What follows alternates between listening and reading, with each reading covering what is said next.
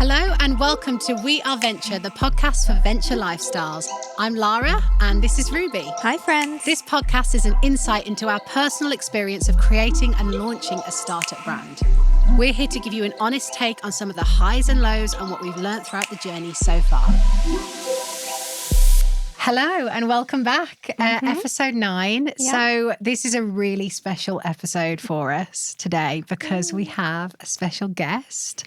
This is the first time we've done this and we're really, really excited. We mentioned on our last episode 8, we were talking a bit about ourselves, a bit about our backstory and our characters. And we thought it would be really interesting to bring on a bit of a professional, I suppose, in this kind of we did actually name drop topic. Tanya, didn't we? Yes, we did. So this is Tanya Zero from Tanya Zero Astrology.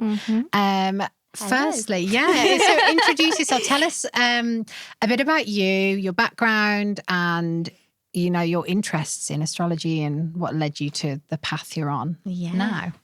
Wow. Okay, here we are. Thanks for having me here as well. You're welcome. New for me as well. So amazing. Love it. Yeah. So I'm Tanya. Always been interested in astrology since I was a kid. Was always sort of reading, going straight to like the horoscopes in the magazines and that sort of thing. Like I think a lot of us did, you know, just like really, really into it.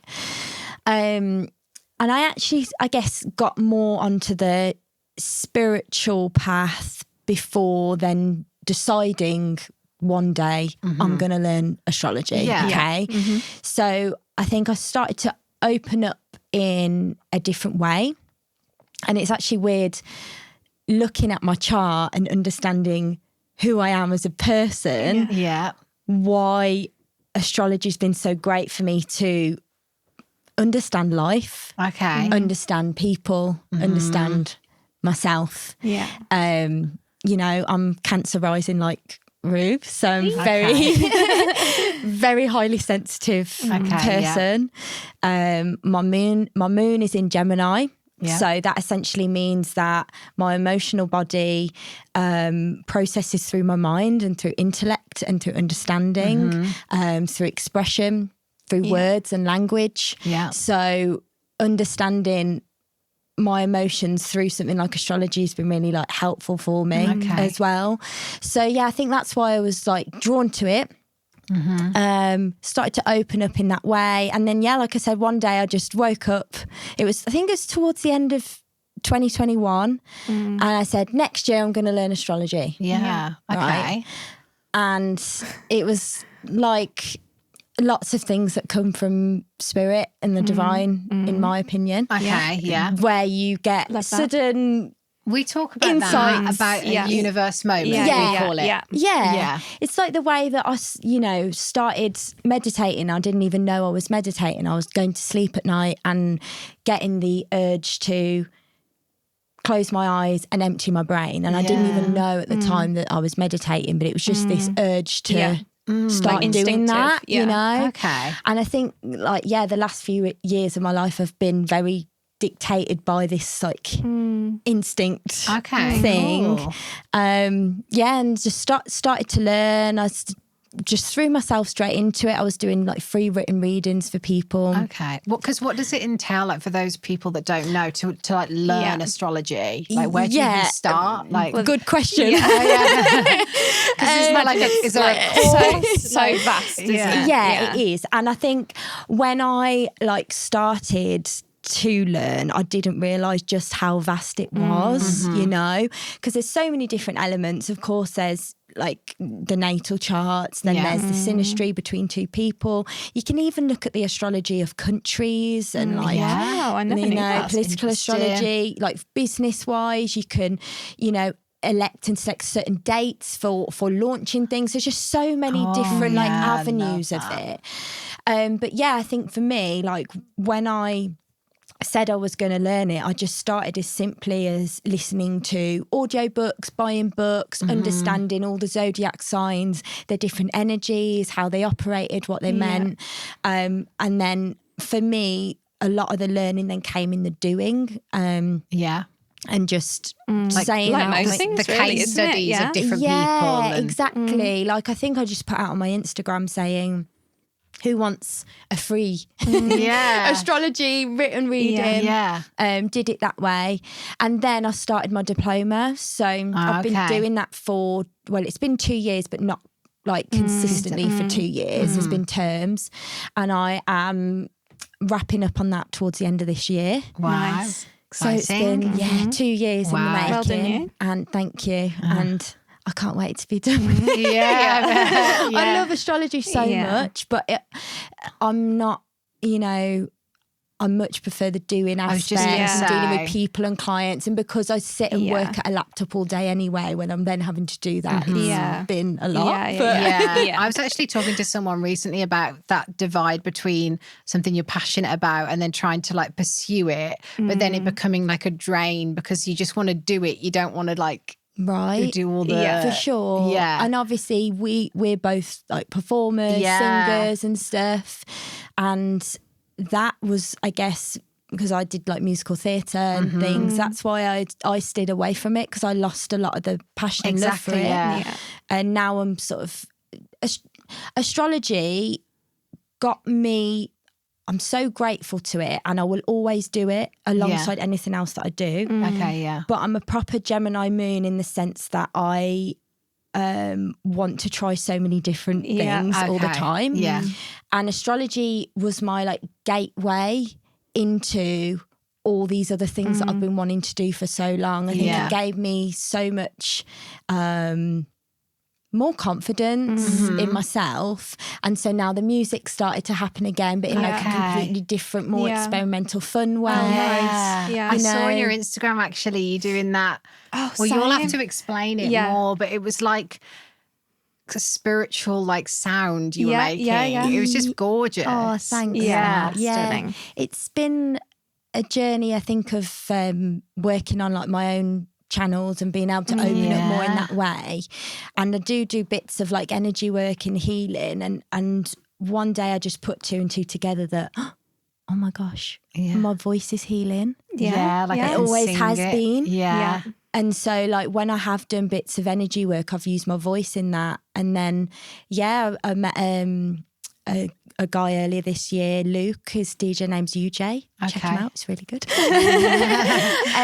And he got me into a studio with him in June, which is fab. Wow. And then just going to do more of these events where I'm getting myself in like an open state and just kind of improvising. That's so cool. So it's been cool. Really exciting. And astrology. You'll have to let us know when the next one is. We'll come. Thank you. That'd be amazing. To do that. But back to astrology. If I wouldn't have just took that plunge to I guess answer that calling of something that I was called to learn, you never know. But would I be doing all these other things as well? Well, that was one question I was going to ask you, because I love analysing like the nature nurture thing about people. Like, you know, obviously we're born a certain way, but like there's a lot of influences along the way from our upbringing and like the people around us. And do you think like, obviously in knowing your sign and like you maybe lent into it more, or it's giving you more permission to pursue those things, or is it that you always would have done, you know what I mean? I think it creates an awareness. When you know your placements, it creates an awareness of yourself and awareness of the world around you, so you might be more open to things rather than like you might notice more things and what's for you, if that makes sense. And I think, you know, your chart is always your chart, but it's a constant evolvement. Like I know my placements inside and out. Do I fully understand them all yet as an astrologer, and how what they actually mean for me and how they show up in my life? No. This is what I say to people when they have a reading with me. I'm giving you the tools now, but you've got to keep your ears and eyes open, your mind open. And is it like an interpretation? For sure. And like you'll start to meet people in your life, like, you know, last year for me, it was really getting comfortable with my Gemini moon placement and the amount of Geminis I met and situations I had. And it was me becoming really comfortable with that part of myself. Yeah. And then this year it's been the Cancer side of me, and I've been on a journey with that. And it's like, I know them, I can, you know, I can just fully describe the energies, but how does that feel to me? Yeah. Because obviously it's so unique, because one person might have their moon in Cancer, but their moon in Cancer might be right next to Pluto, whereas somebody else's wouldn't, you know? So and then you've got where the planets are actually moving in real time in relation to your chart as well, which is what actually changes our human experience every day. I think that's why, because a lot of people are quick to be like, oh, well, you're a Leo, I'm a Leo, we're not the same, you know? Right. And it's like, there's so much more to it, isn't so there? much more. And I wish it was that simple. No, I know. Well, no, I don't, because then we wouldn't all be as we it are. wouldn't right? work, would it? Yeah. But that's why I think that's what gives it the depth and makes it so almost like real, like, because there's so many layers to it. And like you say, the more you learn about yourself as a person, like I discovered it quite a few years ago, just the basics of like, oh, okay, I've always been interested in like categorizing people and figuring out where I sit and just why I'm the way I am. Like it's always just been this question, like I want to know more.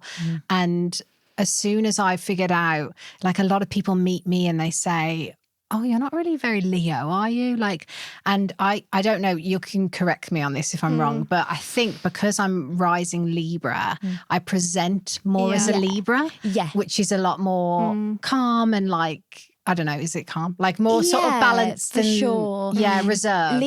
Libra's ruled by Venus. So Libra's, it can be like a very flirty energy, but it's all to do with like, you know, seeing the beauty and things. What can I say? Like seeing the beauty in things, like the physical beauty, wanting to create that, you know. But that you're so right, like the rising sign, how I explain it to people is, imagine you're wearing a pair of glasses and the lenses that are in those glasses are your rising sign. It's your rising sign. So how you're seeing the world around you is through that sign's perspective. Yeah. So often how we're going to like internalize something is how we're going to externalize in the first instance. Okay, right? So initially...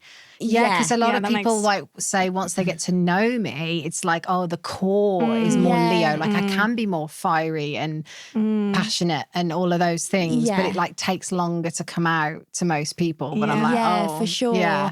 And the sun sign, how I explain that to clients, it is who you are at your core. A lot of astrologers like explain it as the ego. Yeah. I can kind of get on board with that, but then for me it's more like the state where there's no thought.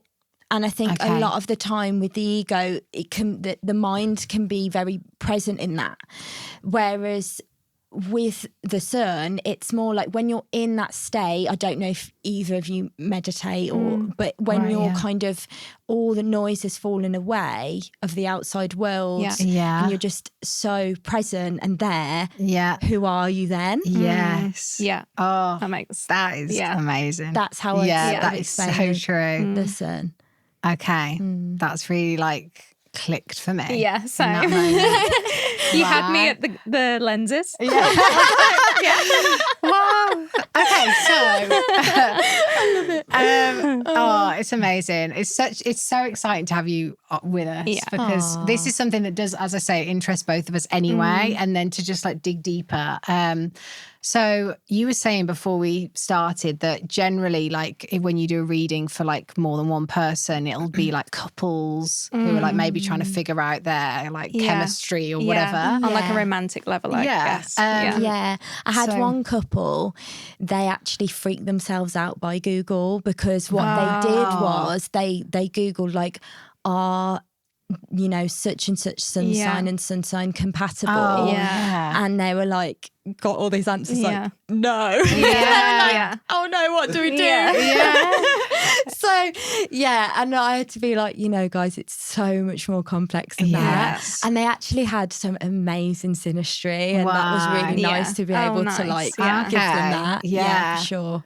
So then doing it for like a non-romantic couple, is it like always, is it exactly the same, just two people, or is there different things you look at in terms of, say, us as friends or us as business partners? Does it go surface level, or do we factor in how long we've known each other? The fact that we've grown up together. It's not just business partners. No, exactly. And I think that's why I would go to probably planets that I would look at for a more intimate relationship, because it is a close relationship that the two of you have. You're not just business partners, are you? No. But I think as well, to go into business with someone that you have been friends with for so long, there's got to be a good basis there between the two. Which is what we tried to touch on early on, wasn't it? That it was a very conscious choice of us working together, and knowing we had that respect for each other and that understanding, and we're able to like kind of distinguish hone each other's differences. Which it comes naturally to us in a way, doesn't it? Like it's not something we have to try, because like you say, maybe the foundation is so strong, but equally I'm sure there will be challenges, like so it'll be interesting to hear what you have to say from your and the fact that you're aware that there could be challenges is like half of the challenge resolved. I think I think because we know each other's character so well, you can almost anticipate how someone else will feel about something. Do you know what I mean? Like, I can try and guess how you'll feel about a certain situation, knowing that we'll either feel quite similar or quite different. And it's never too far off. No, I agree. Yeah, we're quite in tune with each other. Yeah, there's a lot that says why. I need to hear it. Let's go into it. Okay, my magic book, my magic Leo book, and part of being an astrologer is you get so many presents with zodiac theme presents. Lovely. Which I love. It's all good. So there's like loads of good synastry between the two of you, which is obviously not surprising. That's good. So first of all, your suns are in a sextile aspect to each other. Which is really positive. So a sextile aspect is one that has it's easeful.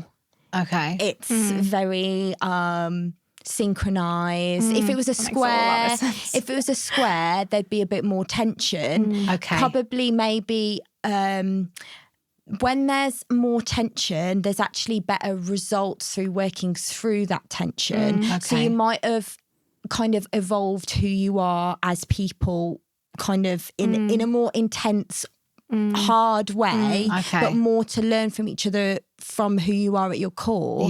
But with this, it's really favourable for a business relationship, because you don't want to be, I guess, constantly learning from triggering each other. That makes sense. When you're in business with someone, like surely you would rather, obviously you have to focus on each other and how the two of you are working together and getting along, but I just think it makes more sense because you want to learn both of you on a journey on external things that we're dealing with. Right? But straight away, Sun's sextile, fabulous.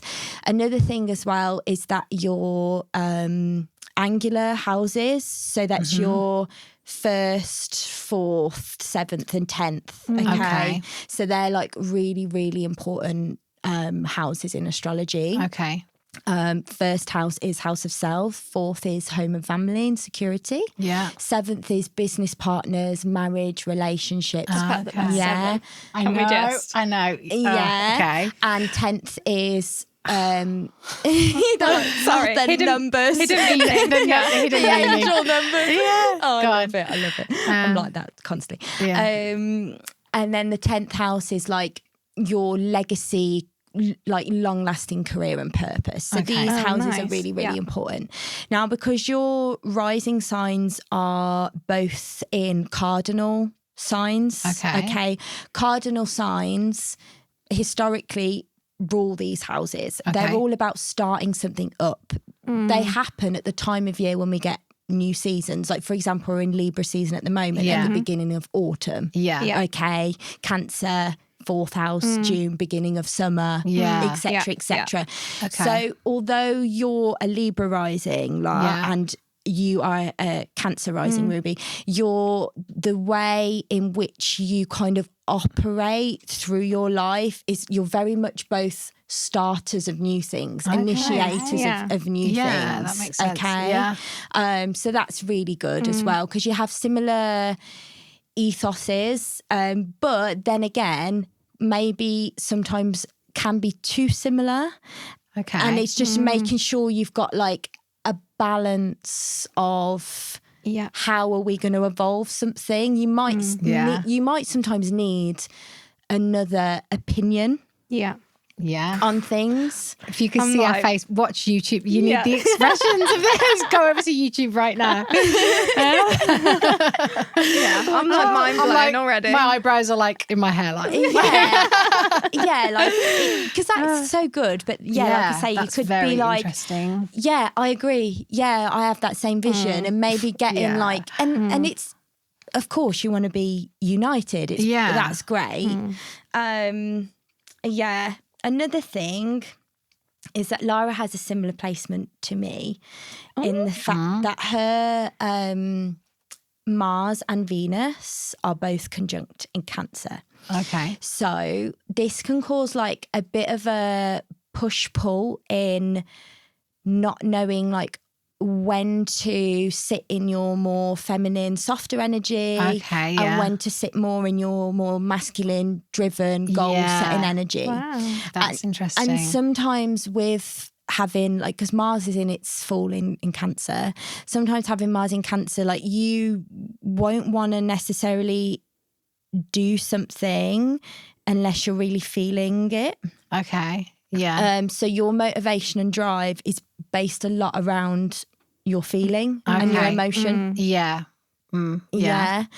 And I think that's why, like, for me anyway, like, routine is really good for that. Yes. Like, I'm just taking like the gym, for example. If I don't have a routine, if I get out of that, if I don't feel like doing it, I'll be like, I really don't. And I'll and ah a bit about it. Okay, yeah. But with Ruby's moon is actually conjunct that Mars. And so I almost saw this, and this is me kind of going more on like intuition than maybe kind of textbook astrology. Okay.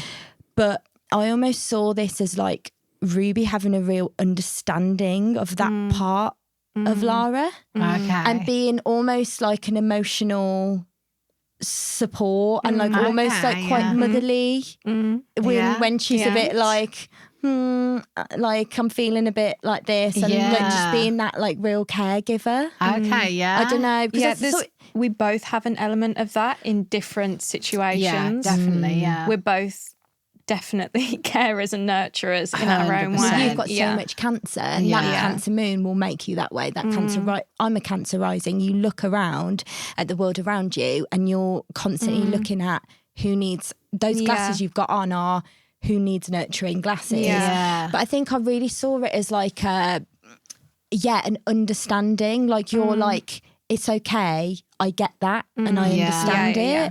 The feminine masculine thing for me is a real, like, because I feel like I didn't understand that until later in my life. Because, you know, when you're younger, you just think, oh, feminine, masculine. Like it's so, and then I found this thing of, oh, wait, so you can be both. It's actually everyone is a combination in a way, and it's what you lean into or what. And I know, I think we've talked about like my role, like in my family, being like the eldest, having this like responsibility, being like an organizer. You've got Capricorn 4th house, so that makes complete sense. Really?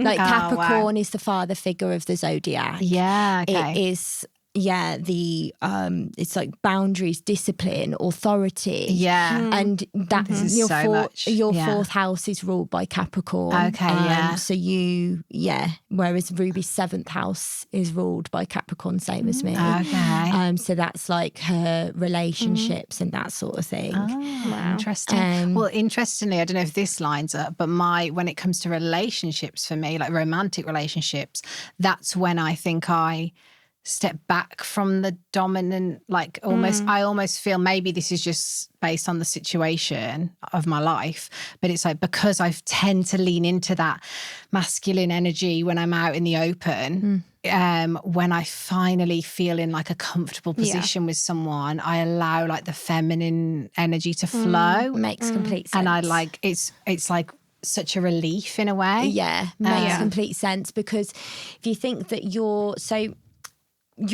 seventh house is what represents the reflection of you. The first house is your rising sign.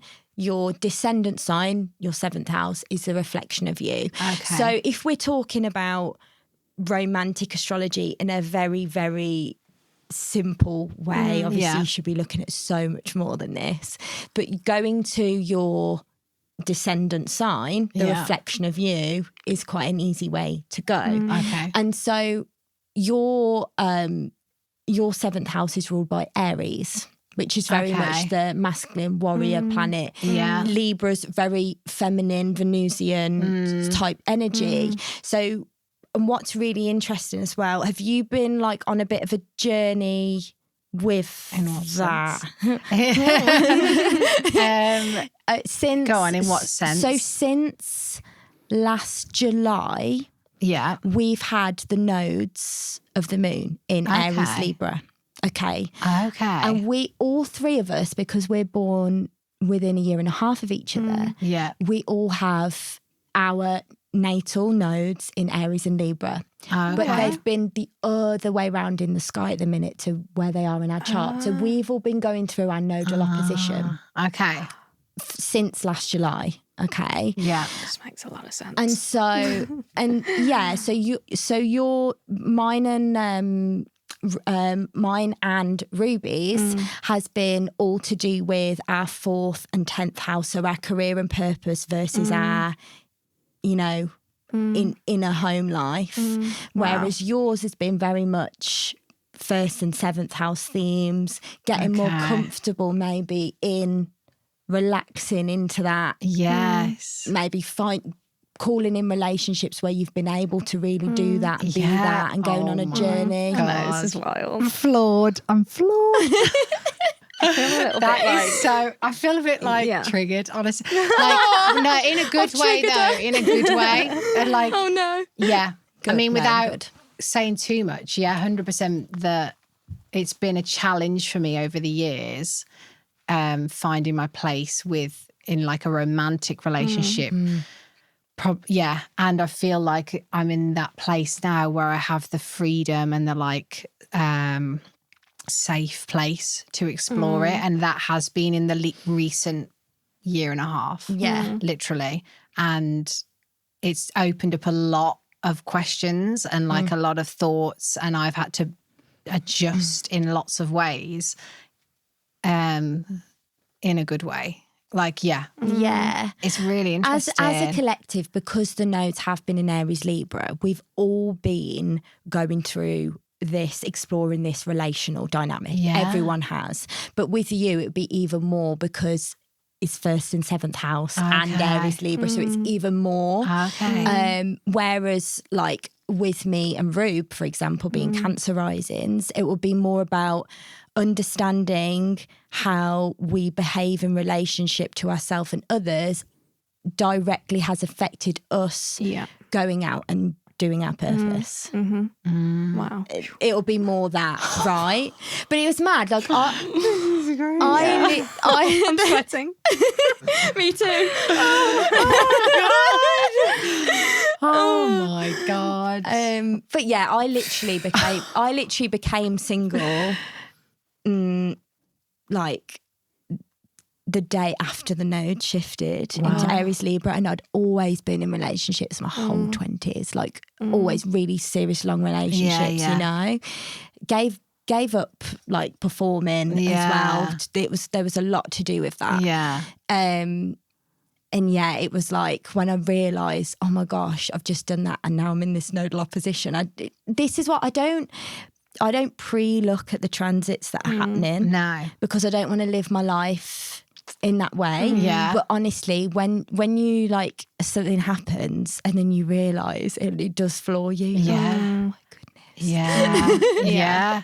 But it also is quite nice that I think finding out after, like you say, it like justifies it in a way, or like is like acknowledges it, and you're like, okay, it makes sense, and it gives you a bit more peace with it. Like, if you believe in it, for sure. Okay. I know. But yeah, just give me more. Another one of just a quick extra thing on the whole Mars, Venus and conjunct your moon. So Venus is the ruling planet of your chart. Yeah. Because you're a Libra rising, and the moon is the ruling planet of your chart. So the placements of those planets are really significant. And I think that's what's made that bond ever so more significant. The fact you've got that relationship between your Venus and your moon. Right. Nice. So going a bit more into Lara's moon, which is conjunct Pluto. Did you know that? No. So what does that mean? So Pluto is the planet of death and rebirth. Okay. Intense transformation. Yeah. It kind of goes down, like Scorpio and Pluto go down to the depths where other signs and planets don't want to go. It's all to do with like the shadow. Like for me, there's 3 signs that represent spirituality. Pisces, which is more kind of the higher octaves, dreamy, divine sense. Scorpio, which is like, let's go down into the shadow and like excavate everything. Yeah. And then Sagittarius, which is like the learning of the actual knowledge. Yeah. Okay. Mm-hmm. And so you having moon conjunct Pluto means you are constantly emotionally reinventing yourself. Okay. Throughout life. Yeah. And you won't feel emotionally fulfilled unless you do. Oh God, damn it, I thought that was going to end at some point. I thought I was going to get to a point in my life where that would stop, where you didn't want to go exhausted. Yeah, right. But at least now you know that it's there. You can be like, okay, I'm doing that thing. Fair enough. Yeah, and so you've got your moon conjunct Pluto, but then Ruby has her Mercury and Mars opposite Pluto. Okay. Sounds controversial. What does that mean?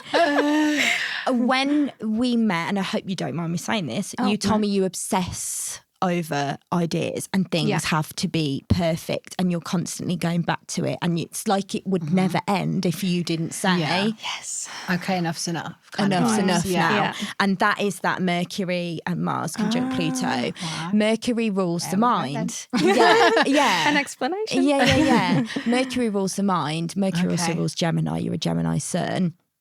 But it's like, how we think, how we express, how we communicate our ideas, and it's opposite Pluto. Pluto energy, as well as going like down into the depths, it can be like, it can rule things like obsession as well, and like very intense energy. Anything like taboo, also like lies and manipulation as well can be ruled under there.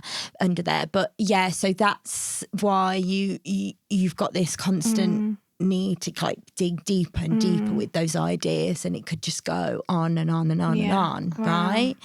Which means that you'll get great ideas. But you gotta cap it somewhere. But like when I saw that, I was like, oh gosh, that makes sense from the conversation that we had, for sure. Wow. And then as well, obviously, it's opposite Pluto is opposite Mars. which I would say probably gives like a feeling, because Mars rules our action orientated energy, our forward moving energy, okay, goal setting. So you will constantly want to keep pushing forward with your goals and that sort of thing. That can become quite an obsession for yourself, definitely. So then obviously because Lara's moon is next to that Pluto and Ruby's Mercury and Mars are opposite that Pluto, that means that you both have moon and Mercury and Mars and Mercury opposition. And now these are where things can be a bit more challenging. Right? Yeah, I'm playing sailing. Give it to us. That's the Mercury Pluto speaking.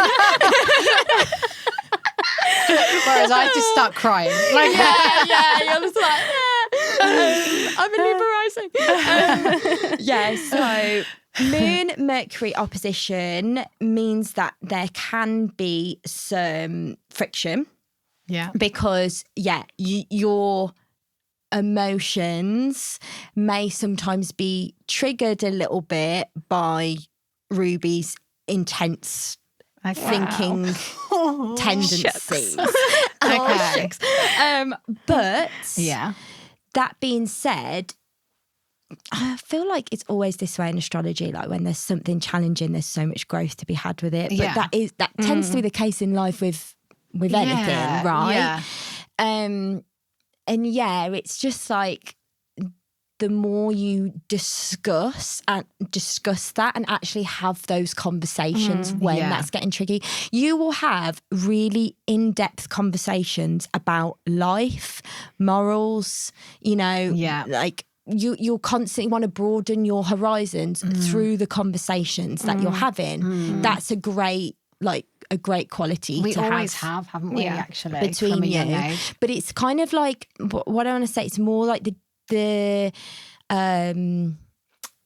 more analytical and intuitive sides will come head to head.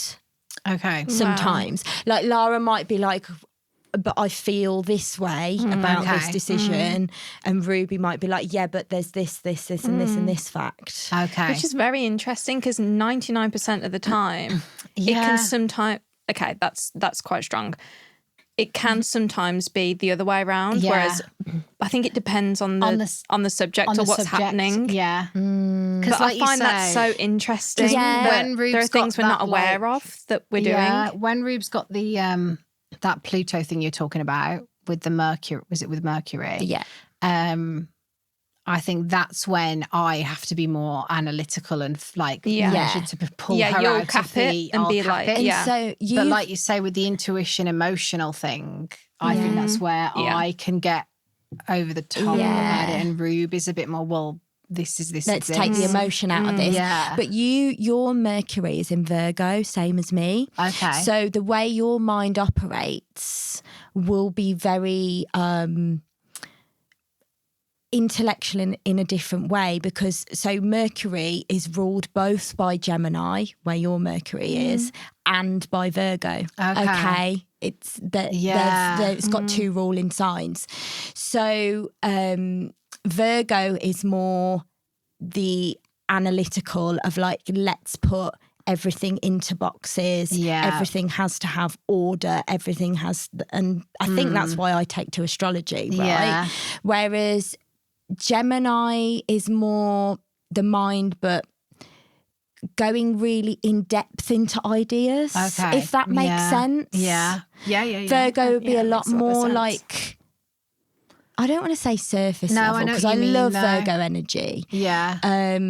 But so that's probably why you're able to put that head on a bit more. Mm-hmm.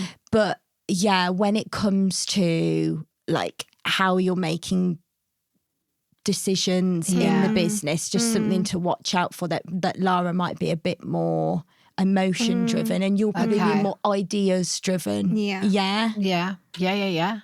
Interesting. Wow. Yeah. Love. Stir in the pot. My awful laugh. Right. So, and then obviously then we've got the Moon Mars opposition as well. So you will fire each other up to move forward. Like you will. Like there's this like I can just imagine it like a go team go sort of energy.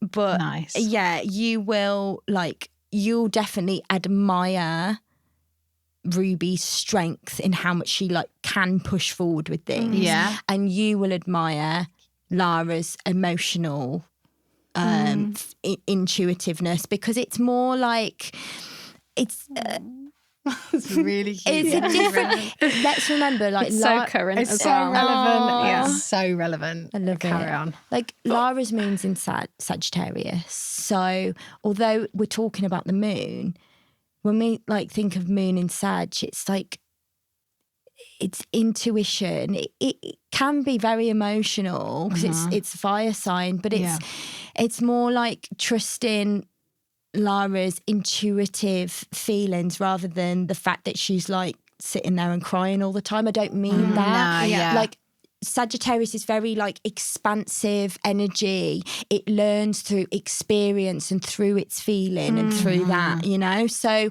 it's having like an appreciation for that, and then like Ruby just having this tenacity and like being able to push forward with these like constant ideas that are flowing that she's having, and you having that appreciation for that too. But again, like just making sure, I think you've got other things that really balance this out, as we've discussed, like there's so much sensitivity in the both of you and between the both of you. But again, it's like Ruby really, I guess, being aware that your Mars is in contact with Lara's moon and vice versa. Like not pushing too hard. And also realising that Ruby might want to push a bit more forward. Do you know what I mean? Yeah. So just like taking that into consideration. And then was this the last thing? No, it wasn't. Okay. You've both got Saturn, which is the planet that rules Capricorn. So I mentioned the authority, boundary, restriction, your legacy, what you're trying to build. I always explain it like, what seat are you taking at the table in society? Like, what are you building here? So Saturn, you have both of your Saturns at exactly the same degree point of Aries. Okay. Explain further. What does that mean? It means that the way, like, you'll really help each other to build habits. The way in which you see both of your legacies is the same. Your morals is very the same. The way you assert yourself is very the same. The way in which you might receive kind of authority from other people is very the same as well. So something to be aware of, because if you're going into, say, like, I don't know, like business meetings and stuff, you might actually really, I'm not saying that who you're doing business with has authority over you, but in that sense, you might come across in very much the same way and respond to that in very much the same way. But thinking of things. But then what you're trying to build and the way in which you will build that and the way in which you'll see that vision is very, very on point with each other. So that's if you're going to say business with someone. Like, I disagree. No, for business. It's literally because I do feel with our brand, like the word legacy for me is such a great word, because it's like this isn't just a clothing brand, it's like a lifestyle, and it's and so like I feel like we are paving a way for something new out there, and like also prioritizing like sustainability and all of that combined with it. It's like I feel like it is a legacy in itself, and we are very in tune on that. Like that has always been the driving force. There's not a lot that we have to discuss so far that we found.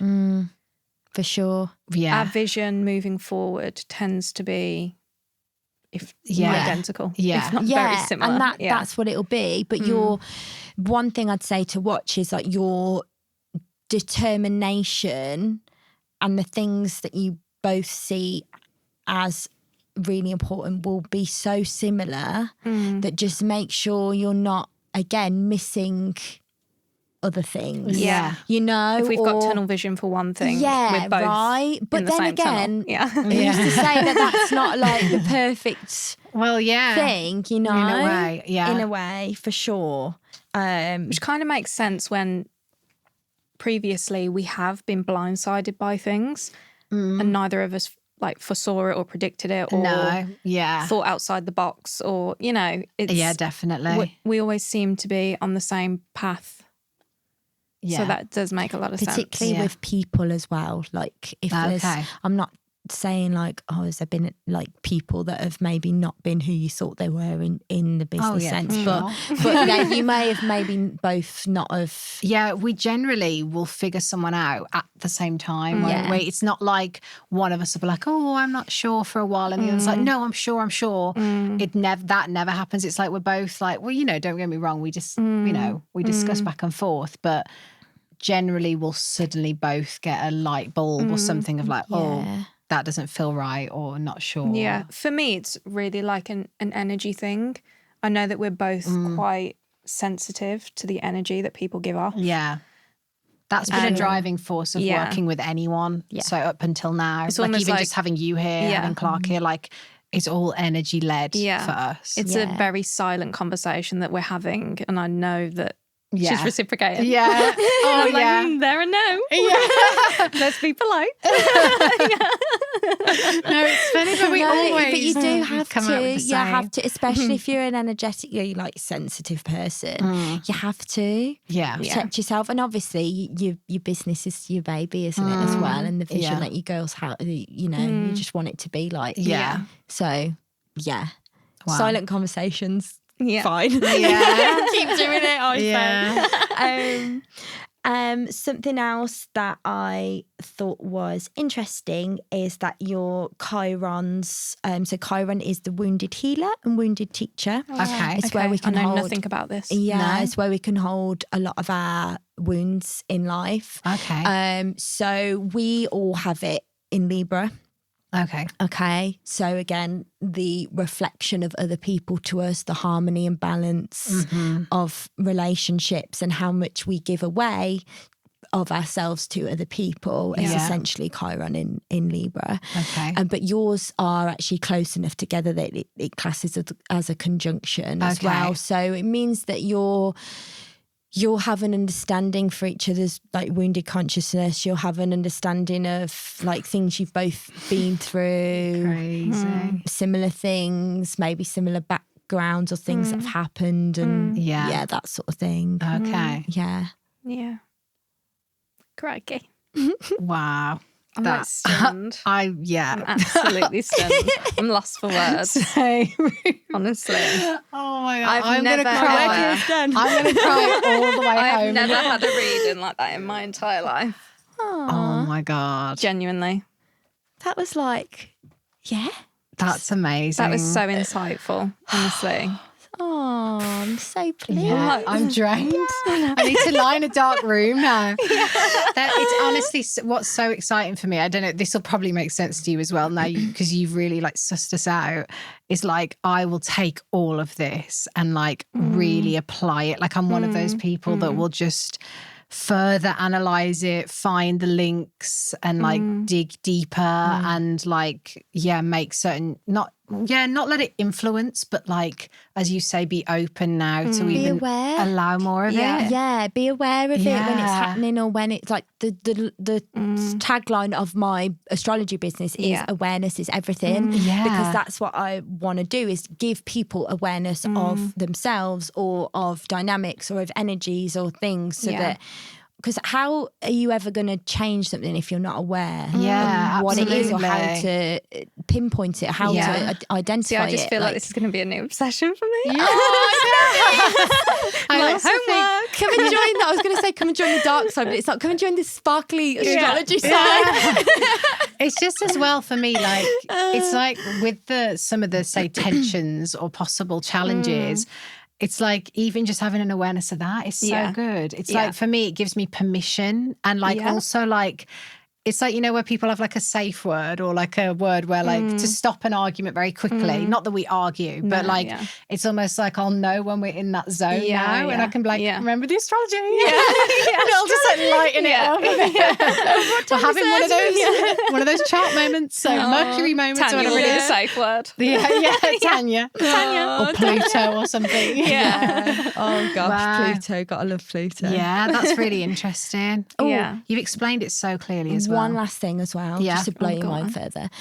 So Uranus is literally, it started now, but it will be transiting, so moving over across this whole Mercury, Mars, Moon thing that you've got going on. So Uranus literally causes really quick fire, sudden, unexpected changes. It's transformation, whereas Pluto's like slow and deep transformation. Uranus is like, okay, this is happening, okay, that's happening, okay, this is happening. So this whole like, personally, the whole, it's going to be going opposite your moon and Pluto, and it's going to be conjuncting your Mars, Mercury, but then also touching this like, these oppositions that you've got going on. So there's going to be a lot of growth and transformation in those areas for sure. Is that we're getting the whiteboard out later? Is that like a drawing like astronomy, like constellations? And is it like like transitioning for a period of time, or is it like? Yeah, it will be like the next few years. Oh, great. I was hoping you were going to say like the next few months. No, and I was like, yeah, we can handle it. So this is why it's an important... The next few years. Yeah. We got it. You've got this, girls. I believe in you. But this is fine. Clark's like, yeah. But like, this is why Uranus, Neptune and Pluto transits are so important. And this is why, unless they are like conjunct or opposite something in the chart, we don't always like analyse the actual sign interpretation of those planets because they move so slowly. You share the same placements as like a whole generation, so it's not that much of a big deal. Whereas in transit work, because they move so slowly, if it touches a point in your chart, you're going to feel it. Right. So like I had Sun Uranus square. Obviously I told you that squares cause tension, but like a lot of growth from them. I had a Uranus Sun square, and in that time I got engaged, got unengaged, got brought out of the house I was in, moved in on my own for the first time, completely like changed my image, really. Were you aware at the time? Of the square? No.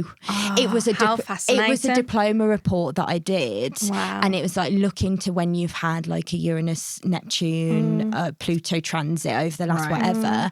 And I kind of knew that I'd been going through this Uranus square halfway through it, but I didn't zoom into it. And I sat down and I wrote like the whole lot of everything that had happened in that time. And I was like, wow, like it really did. Like with Uranus, it's like expect the unexpected sort of energy. Do you find that because you can almost like foresee what's coming up and things like that with yourself, that you almost plant something, or like you're like, do you know what I mean? Does it affect your subconscious? This is why I really try not to. Like, I gave a friend of mine a solar return reading the other day, which is basically when you have a chart from one year to the other, from birthday to birthday. It's like a different chart. And she said, have you done your solar return chart for this year? And I was like, no. I mean, like, it's so weird. I guess I like the surprise. I like to be floored by astrology. I like to have that moment where I'm like, wow, even though I know that it's real, I study it, I work with clients, those moments where you're like, wow, this is undeniable. Nice to look back and like hindsight. And, and that like is what makes me love astrology even more, rather than being like, oh, like what exactly is going to happen this year. And also, you never know exactly. No. Like it's predictive in energy, but it's not predictive in like, you know, some people say to me like, oh, when am I going to find my next man, or when am I and I can I can give them a guess of when the energy is favourable, but it's like when they're most open, or when they're like I know I'm like pretty psychic too, so I sort of call in on that a little bit, but it's it's not, nothing's written in stone, is it? Everything's changing day by day. So And do you like, one last question for you, like, do you like pass much judgment on people when you know, like, I know there's good and bad, there's like all the mix of everything that takes place, but do you ever make a quick judgment on like, oh, that's a Scorpio, or oh, that's a Sag, or no, not at all. And that's not me saying that as in like, no, I'm Mother Teresa, I never no, like I really try not to, because you just, the more you get into astrology, the more you understand how like multifactorial it is. And I know that maybe there's some energies and signs that I struggle a bit more with, but like certain other combinations could be great. Exactly. You know, so it's just like from a very uneducated perspective, part of me thinks I think you know more than what you think you know.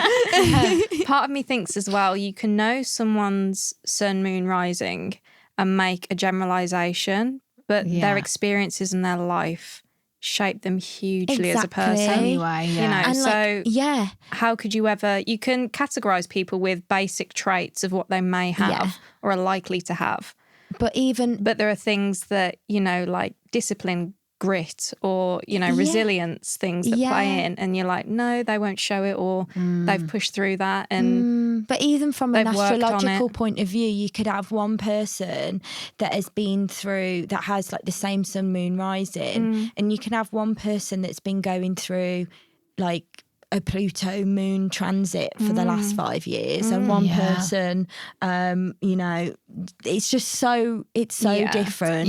Obviously they wouldn't have the exact same sun, moon, rising, but they could have different combinations.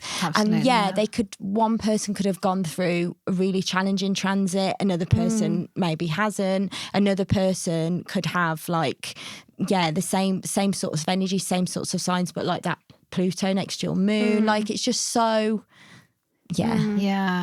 wow, so much to take away. I know, I could go on and on, honestly. I could just ask you so many questions. I suppose one thing we could round off with is like, could you just looking ahead now, so like with something for us to maybe either prepare for, or like in terms of like, for example, where we're at now, we're launching fairly soon. It's like a big time for our business, and a big change, a big challenge, exciting as well. Like, is that in our favour at the moment? Is it like, is it for sure? Like if we think about what we said about Saturn, it's like the legacy and grounding and rooting things down, and really like what are you building? By 29 and a half, you'll both go through your Saturn return. Okay. Right? Wow. And so that is the point where sort of around 28 is when it all you start to feel the energy of it. Okay. And you're then taken on a journey to listen to the calls of Saturn, listen to that kind of voice of reason on your shoulder. One really, really good example of Saturn that I have, which isn't mine, it's Francesca Oddi, her analogy of Saturn, it's really, really good, is imagine you are in your form class and you're wearing nail varnish. You're not bothered about the fact that you're wearing nail varnish because the form teacher doesn't care. You're not bothered what he thinks. Then all of a sudden the headmaster walks into the room and you're like acutely aware of the fact that you're wearing nail varnish, and you're like, right, I need to, So when Saturn enters the room, it's like, I'm consciously now aware of everywhere where I need to be doing better, where I need to be, you know, behaving better, doing these things. So this is like what we're going through now up until the age of 29 and a half.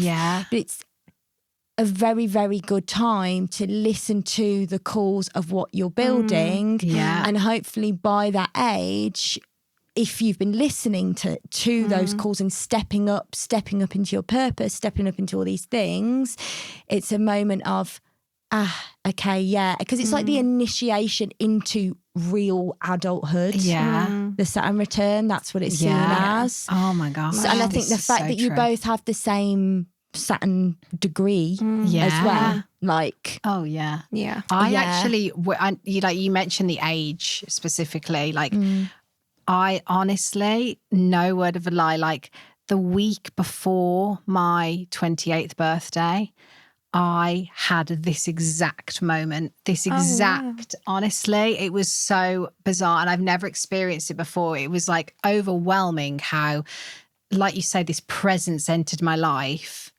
from somewhere, and it like loads of things like came to light, a clear path, like it's just so much of what I need to do and what's the next thing. And it's really weird. And it's actually exciting for me. It's really nice to have that direction almost. Yeah. And like know what marks I've got to hit in a way. And like, but that's crazy. Yeah. And like you say, it's nice we're all in a similar like age. So we're going through that as well. Yeah, for sure. Yeah. Wow. Yeah. Oh my God. Amazing. Honestly. Yeah.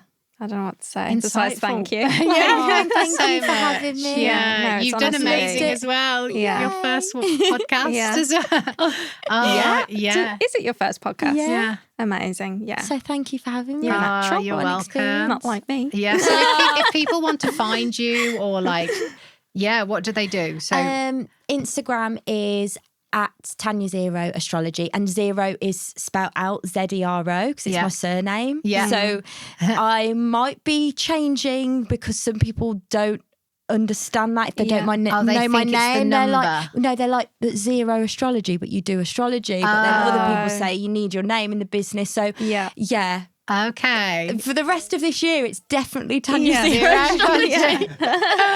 Oh, that's funny. Perfect. Okay, great. Yeah. Well, again, thank you so much. Yes, it's been wonderful. Thanks for having me. Yeah. Okay. That's it. Yeah.